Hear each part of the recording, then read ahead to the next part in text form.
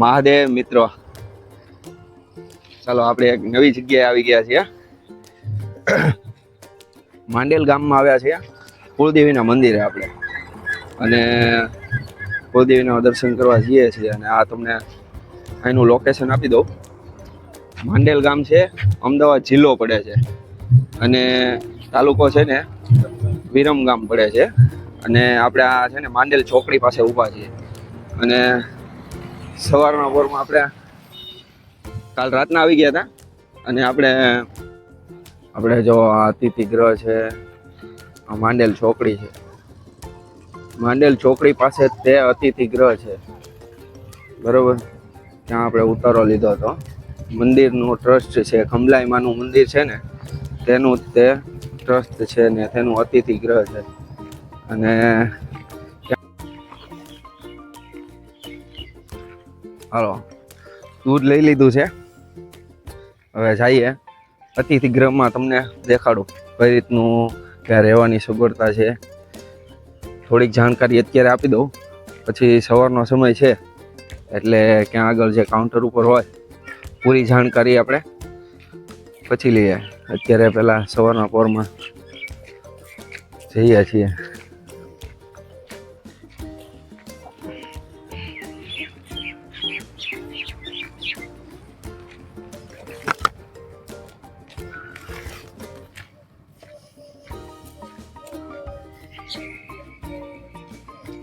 ગોપાલ, અહીંથી કેટલું આગું થાય આપણે મંદિર? 1.5 કિલોમીટર. 1.5 કિલોમીટર છે અહીંયા અતિથિ ગ્રહથી. અને આપણે બાજુમાં જ છે, બરોબર. અતિથિ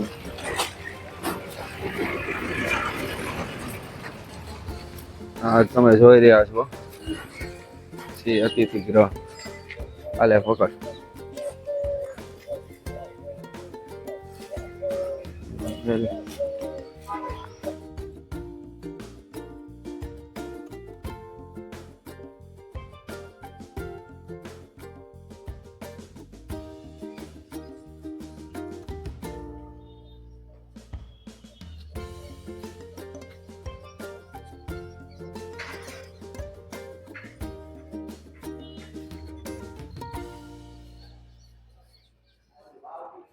ખંભલાઈ માતાજી ટ્રસ્ટ સેવા.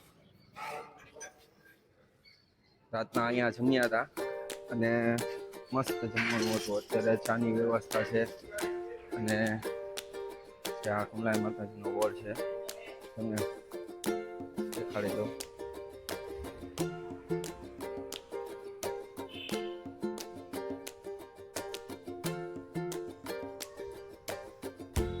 આવી નીચેની જમવાની વ્યવસ્થા છે. ભોજનાલય પ્રસાદી. ચાલો આગળ. રૂમની વ્યવસ્થા અલગ અલગ રૂમ છે. રાતના તો જગ્યા નહોતી એટલે પછી હોલમાં જગ્યા મળી ગઈ એટલે કઈ વાંધો ન આવ્યો. જો અમારા ઢીંગું ઉતરે છે સવારના. દેવભાઈ એ દીકા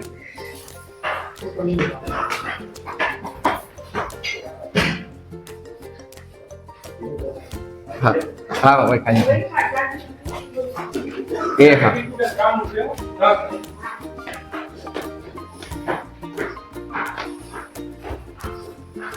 આવી કાંક હોલની વ્યવસ્થા છે. નીચે રૂમ પણ છે. અને તમે જોવો છો બધા આરામ કરે છે. સીધો આવી ગયા.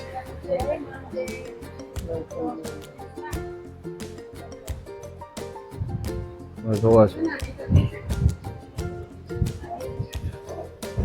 અલગ અલગ છે. હોલ છે, રૂમ છે.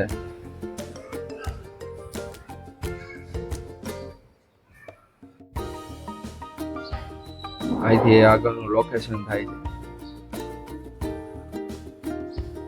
માંડેલ ચોકડી સામે જ દેખાય છે. એની સામે જ છે અતિથિ ગૃહ.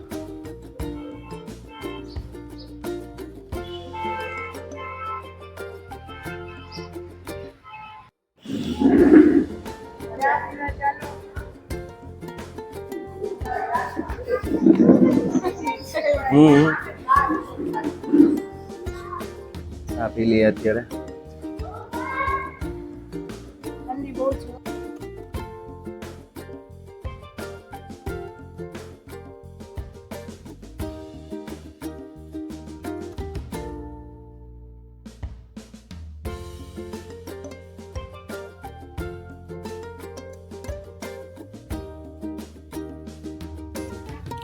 ચાલો હવે આપણે માતાજીના મંદિરે આપણે જઈએ. જે તળાવમાંથી માતાજીને ગામમાં લાવેલા કમલાઈ માતાજીને, તે ગામમાં જે મંદિર છે તે પહેલાં આપણે ગામના મંદિરની અંદર દર્શન કરવા જશું.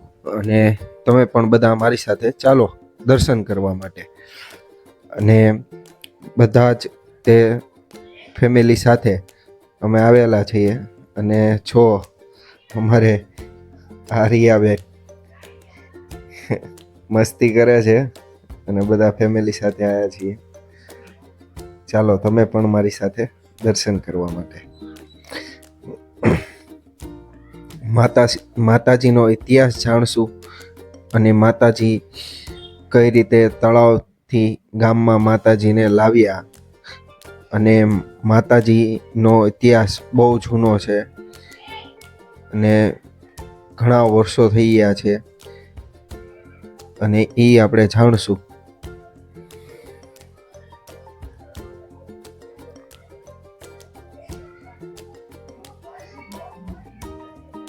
ચાલો હવે આ માતાજીના મંદિરે પહોંચી ગયા છીએ આપણે. જે અતિથિ ગૃહ છે તેનાથી 5 મિનિટનો જ રસ્તો છે. અને અતિથિ ગૃહમાં પણ વ્યવસ્થા સારી હતી. બધી જમવા કરવાની, રહેવા કરવાની સુવિધા સારી હતી. અને તમે આવજો જરૂર, અતિથિ ગૃહમાં રોકાજો. ચાલો મંદિર સામે આવી ગયું છે.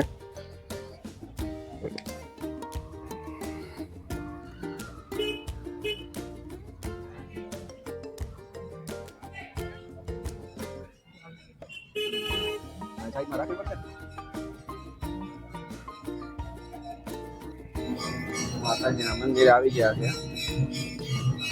અહીં આ પાછળથી જવા, અહીંયા બી અહીંથી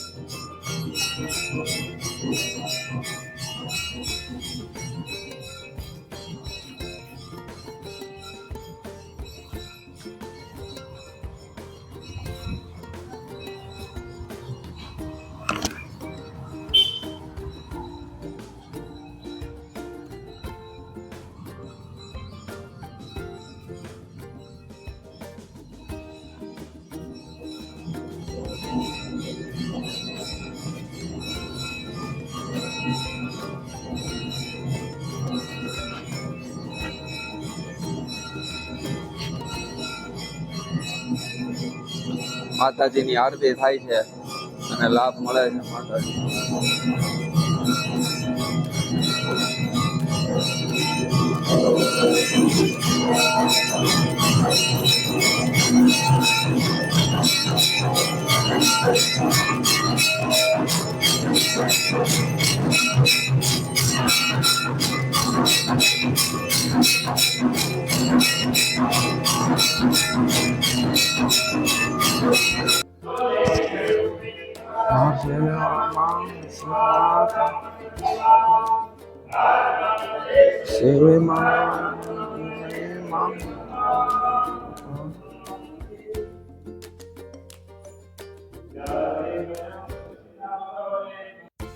જય કમલાઈમાં આપણે માતાજીના મંદિરની આરતીનો લાભ લીધો સવારના.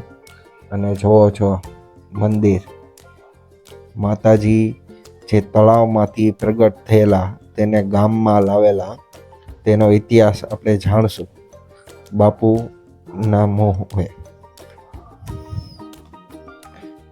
આ મંદિર આપણે જોઈએ, સરસ મજાનું આરસનું મંદિર છે, મસ્ત મજાનું.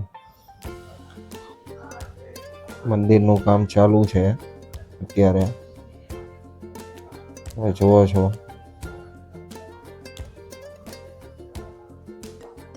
અને આપણે થોડો ઘણો આ મંદિરનો ઇતિહાસ જાણશું.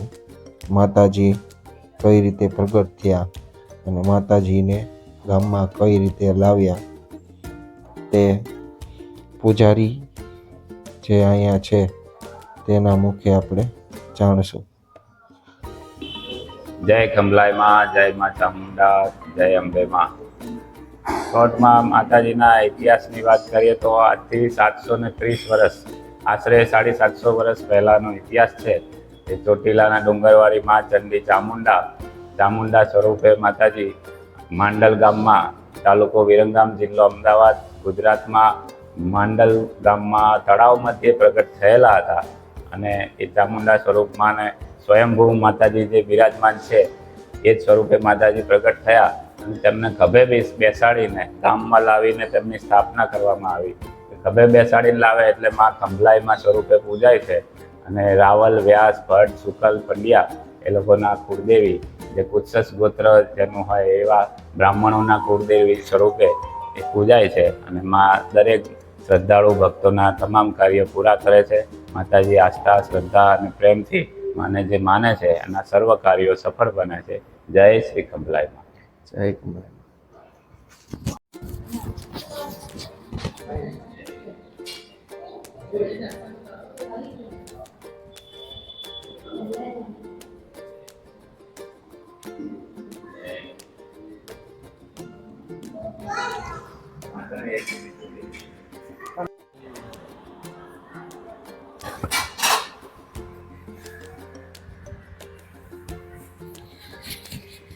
ओम जयंती मंगला काली भद्रकाली कपालिनी दुर्गा क्षमा शिवा धात्री स्वाहा स्वदा नमोस्तुते मां कमलाय मां सदा रक्षा.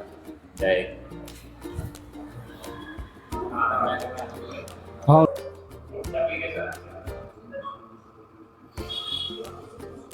જય માં કમલાઈ.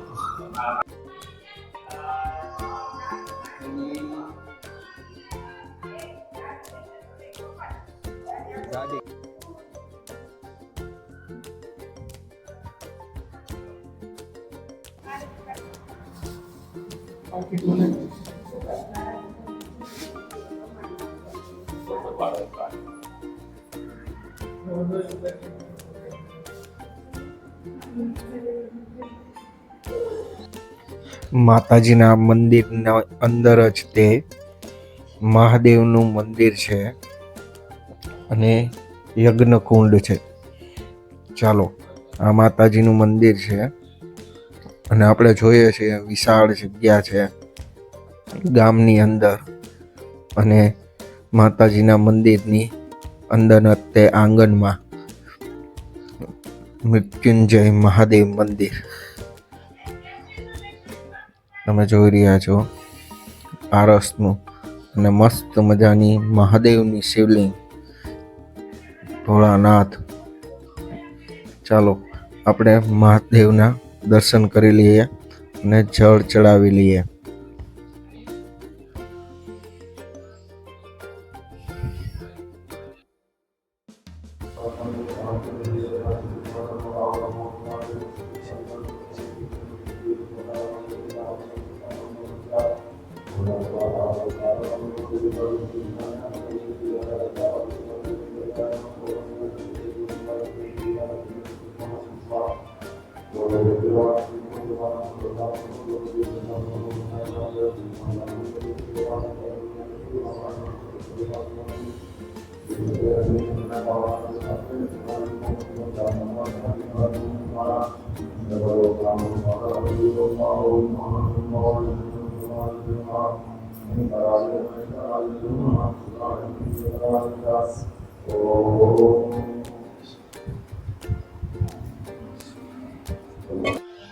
ચાલો આપણે પાછળની સાઈડમાં યજ્ઞ હવન છે, યજ્ઞશાળા, ત્યાં આપણે જશું અને એ પવિત્ર જગ્યા જોશું જ્યાં 2015થી યજ્ઞ હવન ચાલુ છે, નવચંડી યજ્ઞ.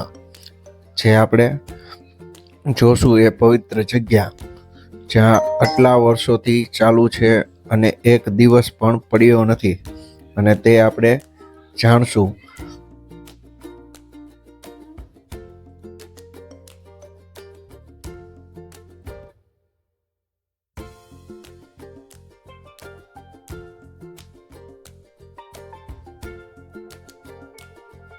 પાંચ બ્રાહ્મણો દરરોજ સવારે 7 વાગ્યાથી લઈને સાંજે 7 વાગ્યા સુધી નવચંડી યજ્ઞ કરે છે.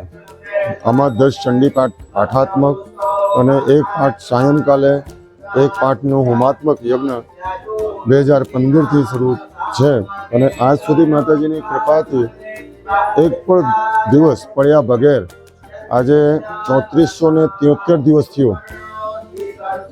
3473 દિવસથી કન્ટિન્યુ એકનો ચંડી યજ્ઞ થાય એવી માતાજીની કૃપા. એક પણ દિવસ માટે ખંડિત નથી થયું આજ સુધીમાં. જય કમલાઓમાં.